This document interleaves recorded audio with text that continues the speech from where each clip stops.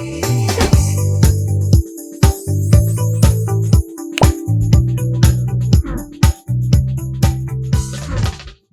guys, welcome to this session.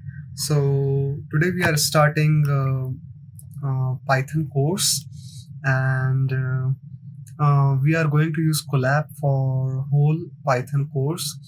Here I will be showing you how to use Colab for Python and how to uh, do all the things for Python without using any IDE or even Jupyter Notebook. Jupyter Notebook is pretty more similar like Google Colab, but still we are using Colab as here we don't need to install much libraries here, since Colab provides you most of the latest libraries to use.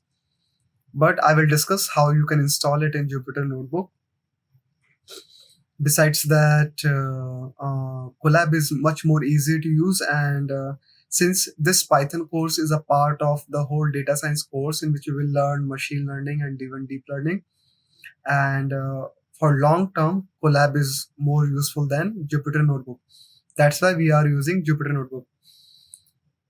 Just for more clarity about Colab, here let me show you.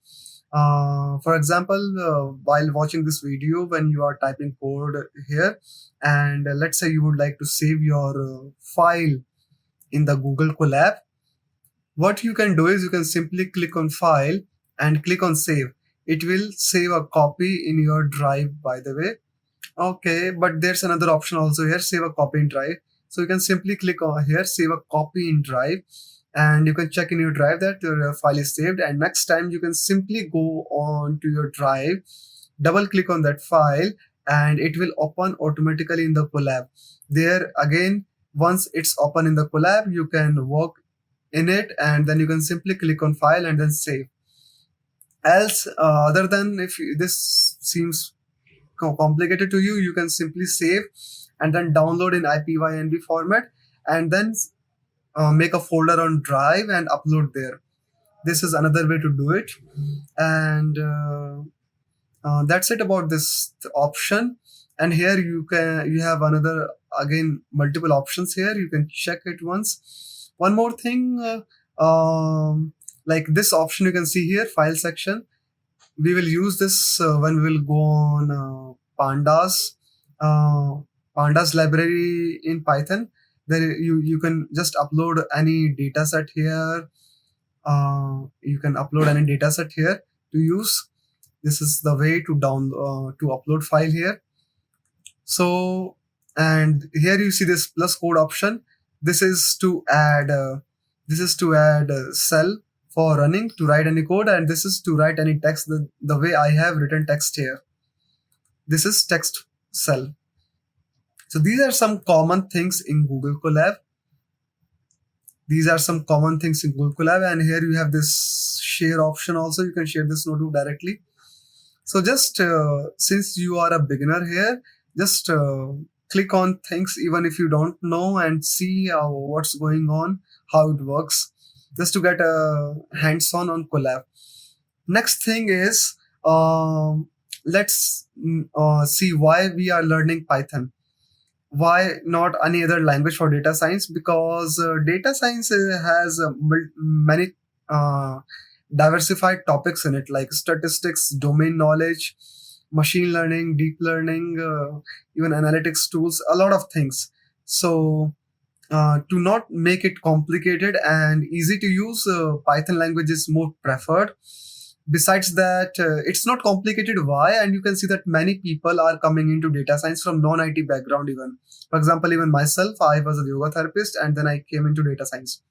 So Python is very simple language and easy to use. It has presence of third-party modules. It has a lot of libraries, open source and community development. It's very fast. It's developing on a very fast pace. It's easy to learn and user friendly, and you can see that there are so many curly braces in other languages, and even difficult way to define methods. Here we have a lot of inbuilt methods, and it's been very fast to use, so that's why Python is preferred. Now these are just some common things you can find on Google. So let's just simply jump on coding thing so that we can start learning, and it will be easier to understand through by doing. It won't be boring on theoretical level. So let's just start with what are identifiers. Identifiers is something you use to identify something. Let's say I want to define a number, name, uh, or something like true or false as a boolean thing. So I need to give it a name, and that name is called identifier. There are rules to give a name. You cannot just simply name anything in Python. You need to follow some rules. And what are those rules? That uh, it must start with underscore or with a letter, either capital A to Z or small a to Z. It must start with a letter, capital A to Z or small a to Z, or an underscore. And then it can be followed by zero or more letters, underscore, and digits. So, and it does not allow the use of punctuation characters such as at the rate, dollar, modulus, and these things. So, to give you an example, these are valid identifiers given like small AB10C. And since it is starting with small letter, it's valid. You can see that.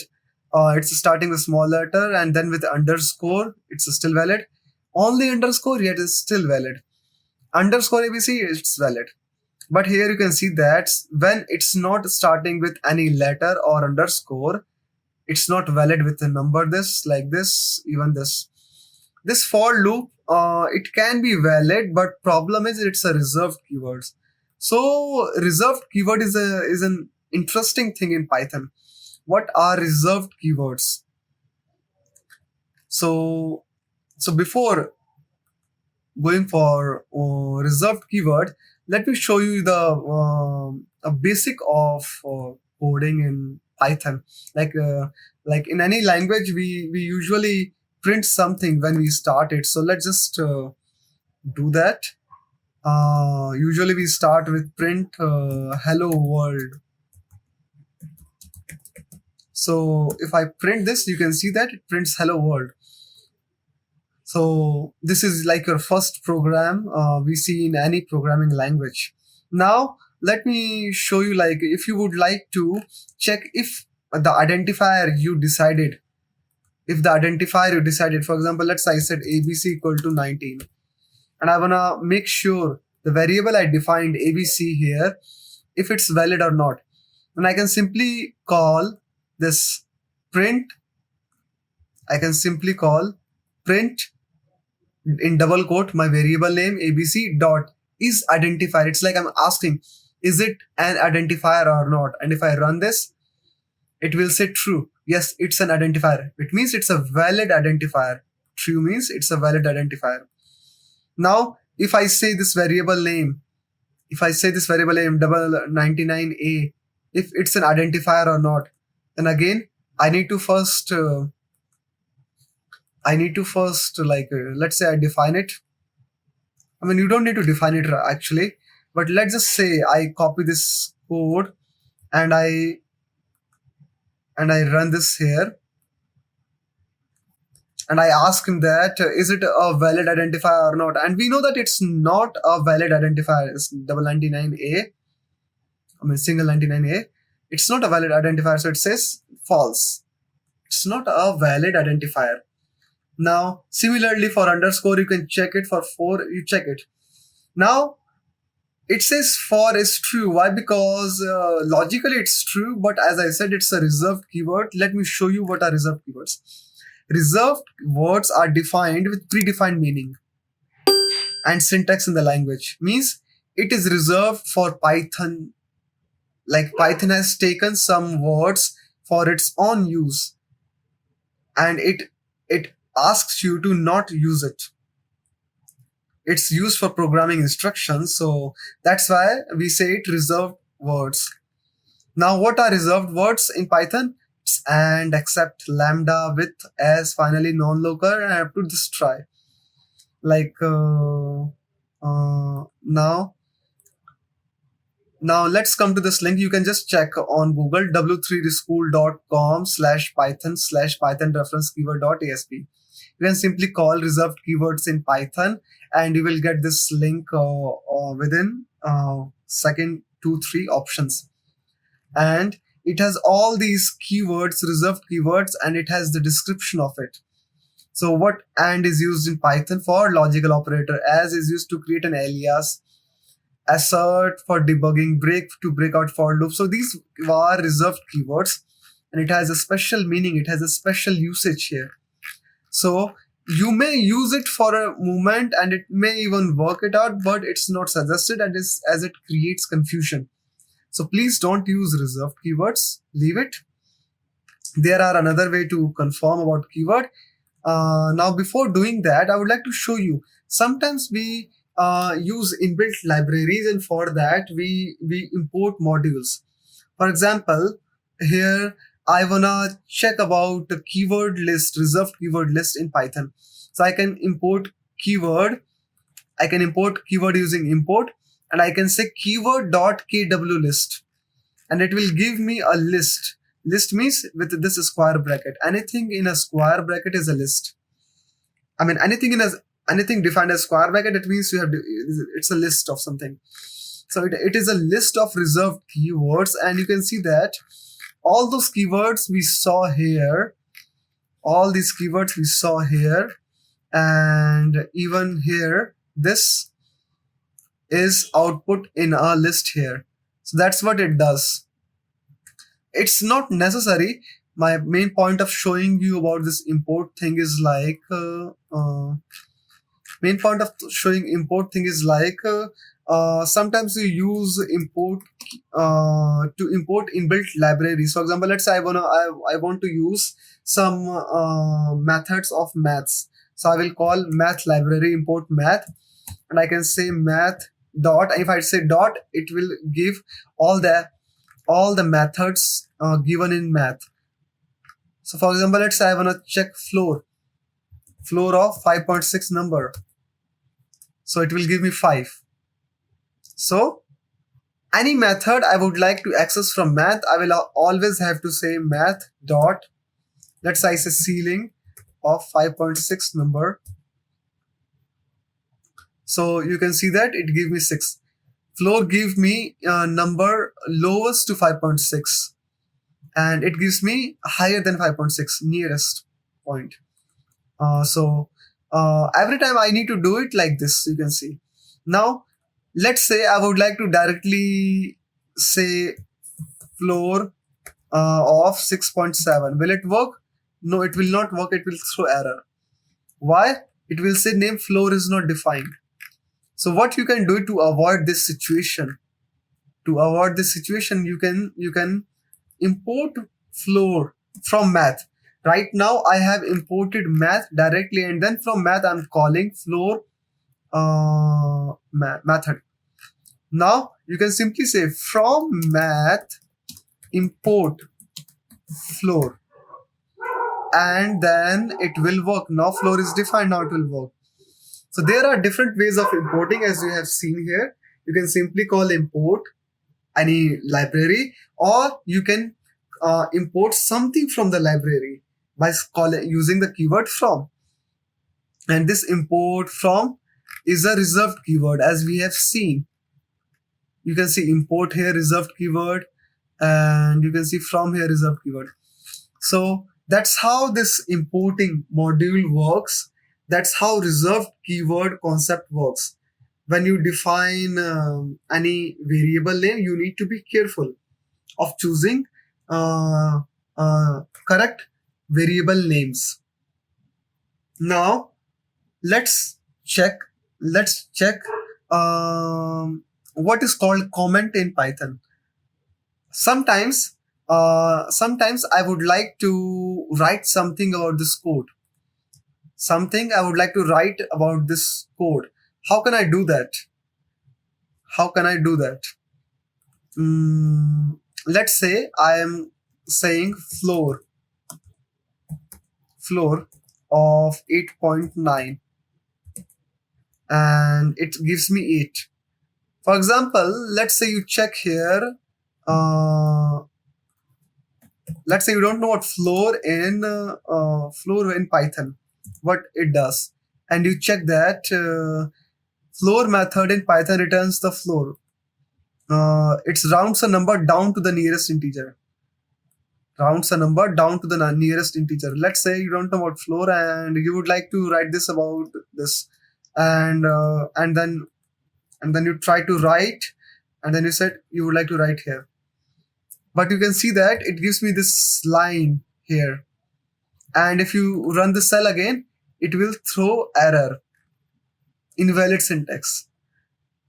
But you want to write notes above this line of code, what it does, then comment works here. You just use a pound sign here, and then at the beginning, and then you write the whole line, round a number down to the nearest integer, and then you run this cell by clicking on this sign, and you see that it's not throwing error anymore. And you can, this is how you write a comment. You use a pound sign, and then you write whatever you want to write after that, but it should be, must be in this line. It doesn't mean that you write here it will work. You can see the color is changing again.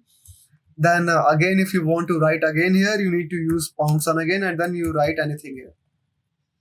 So this is how writing a comment happens in Python. In every programming language, writing a comment is in a different way. In Python, we use pound. In other language, you can see a different syntax to write a comment. You can simply Google about any programming language how to write a comment. Now, let's go to our next topic, like how do you define a variable? We have seen the rules to define a variable or identifier. Now, how would you define for integer? We have seen for integer also, but let's just say, for sake right now, we don't know. And I would like to define an integer here. So I will say, let's say int variable, and I say 5. Now let's say float variable, I say 6.5, and I say bool variable, and I say true, and I say none variable, and I define none. Say string variable, and I say CloudyML. So you can see that here I have defined around 5 variables.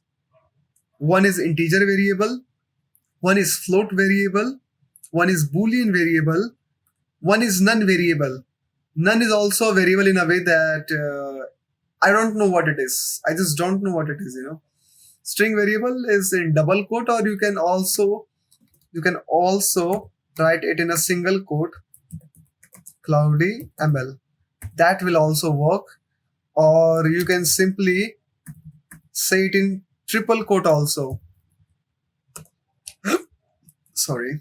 Yeah, you can also do it in triple quote.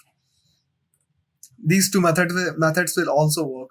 Now let me run this cell, and I call print int variable. If I print this, it will print 5.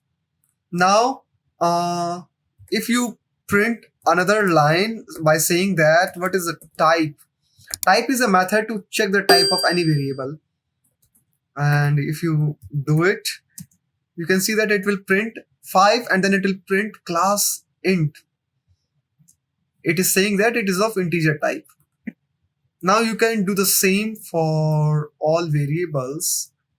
You can check the same thing for float, and you will see different output every time you do it, because all my variables above are of different type.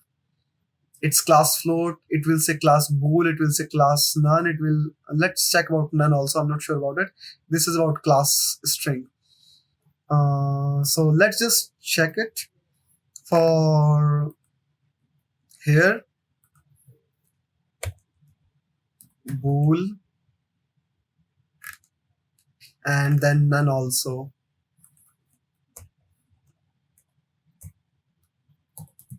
So now you see that this is called, oh sorry, I need to first check for bool type. So now if you check this for string and string and none type also, let's check.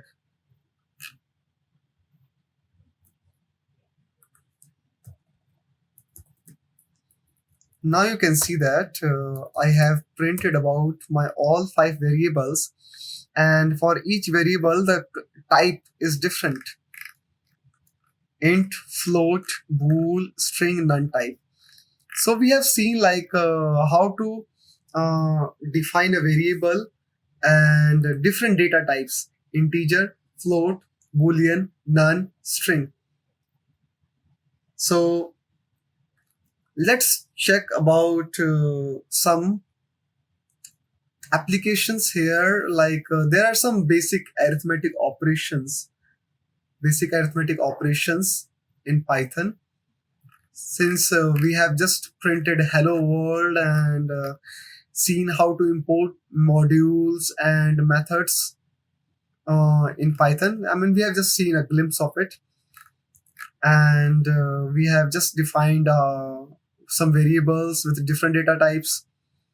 Now, let's check some normal applications, like basic printing things of mathematical functions. Like, let's I would like to just add two numbers using arithmetic operator plus. Let's see. You can see that we can do simple arithmetic calculations. Now, since we just added two integers, let's just try adding one integer plus one float. What do you think the output will be? Is it will be 11 or 11.0? So you see, now we got this float. Why? Because float has precedence over integer here. Like we could say 11 also, but since this is we have this float also, so it converted it into float. Now even if you, I think, reverse the order, I think the output will be same 11.0. And if you add 5.5 plus 5.5, the output is still float.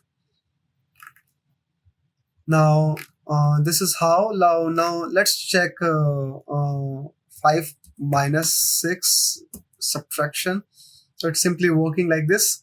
Now let's do one experiment here. Let's say I say 5 and then I say single quote 5. What do you think it is going to happen? Will it add 5 or it will throw error? So since we have seen data type here, it's a string.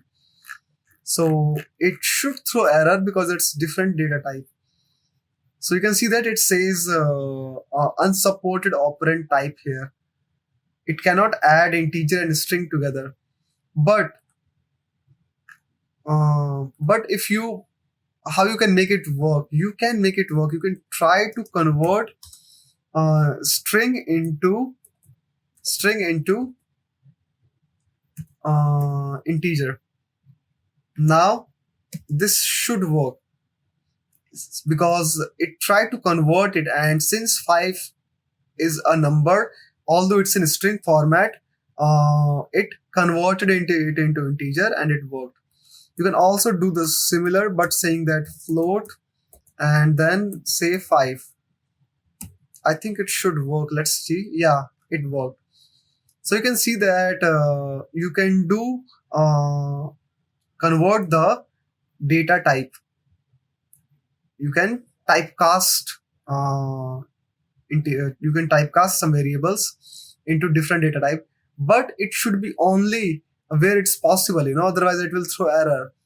If you try to convert you try to convert any string into integer or float, like literal string like name something, it will throw error. Let's check some more operators in Python. So just Google about operators in Python. Let me show you how to come this page without clicking on the link. So let's just search operators in Python, and you will see the first option comes is w3schools.com, and this again I'm on the same page.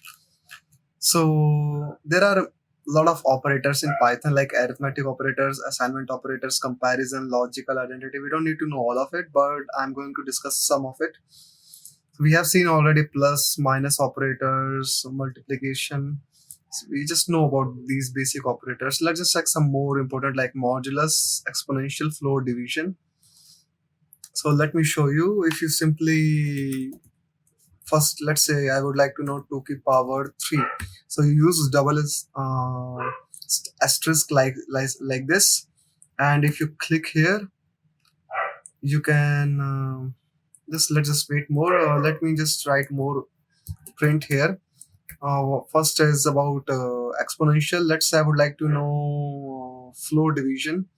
Let's say I say 7 uh, uh, floor by 3, and let's just check third is which is modulus. If I divide 9 by 10, what will happen? So if I run this again, you can see that 2 to the power 3 is 8.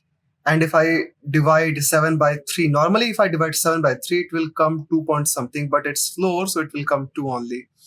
And if you check 9 modulus by 10, if you divide 9 by 10, obviously 10 cannot divide it, so the whole remainder will be 9. So these are some arithmetic operators. You can try some more calculations here. It's very simple.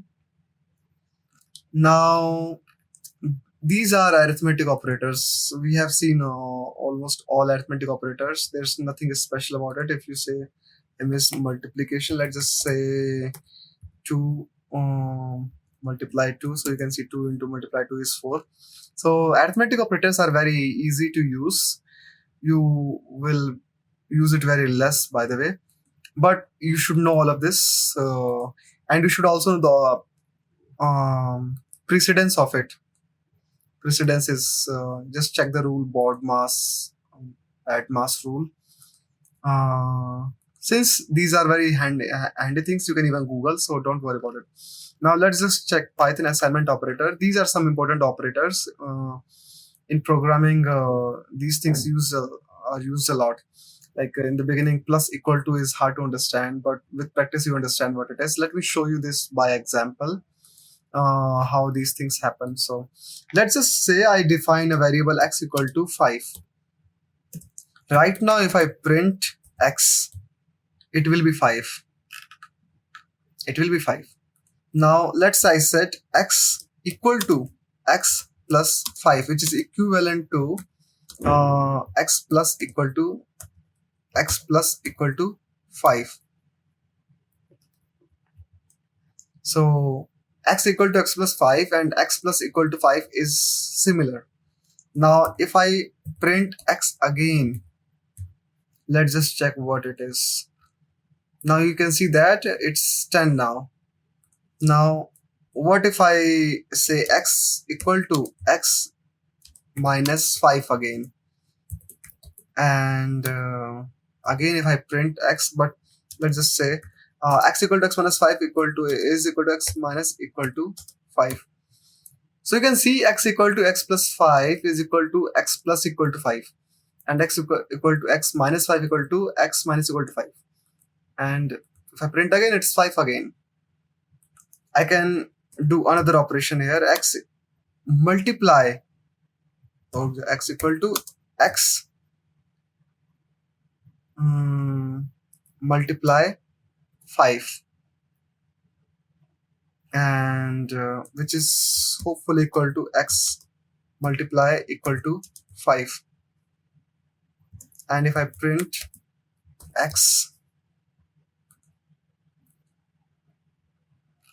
so you can see now x was 5 earlier. Now I multiplied with 5, x is 25, and it is similarly equal to x multiply equal to 5.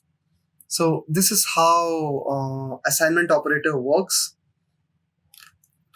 You can try some more operators from here, and they have given examples here also. So you can use this resource. Now let's go to another Python comparison operator. I'm just choosing those operators which are more frequently used. So this equal operators, double equal operators is really helpful. Let me show you how. Now my x is currently right now. Let me just add another cell. My x is, let's say, 5, and y equal to 5 also. Now if I say x equal to y, I mean print this obviously. Let me just print this, and it will come true. It gives output in the boolean value. So obviously it's true because both values are equal. So this is comparison operator. Let me show you another comparison operator. Let's say x equal to 3, 4, or y equal to 3. Now if I say x is greater than y, if I simply print x greater than y, again boolean, it's true. So you can see this is how operator works, and similar for other operators, greater equal than, less than equal than, there's no difference. So these are called comparison operators. Let's go to another logical operators, and let's just check and operator. Now let me just add another cell, and let's me define three variables here. It's 4, y equal to 3. Let's just see what example they have given. Okay.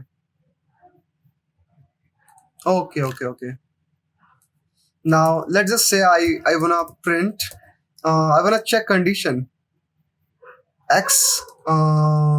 Let's say x is greater than 10, which is true, right? And I say and x is greater than 0. Does this condition satisfy or not? Does this condition satisfy or not? If you see, x is less than 10, which is true. X is greater than 0, which is true. So both conditions are true. And in high school, we have read about Boolean algebra a little bit, which says that and needs both condition to true to give you the true output. And if both conditions are true, the output will be true. Let's just check, and you can see it's true. Now let's say I say here Python is less than sorry, x is less than 4, which is false. My one condition is false, other condition is true, so the output will be false. So these are based on Boolean conditions. So, and this is called logical operators. Similarly for or, not. So please guys go through this link, try some other operators, understand, and these are called operators in Python. There are other operators also, like some other operators, bitwise operator. So these are a little bit more complicated. Right now I'm just skipping it. It's not necessary. If this is needed, I will explain it later. This membership operator will come in if else condition, so I will show it later. So identity operators is also, I will show it with some example later.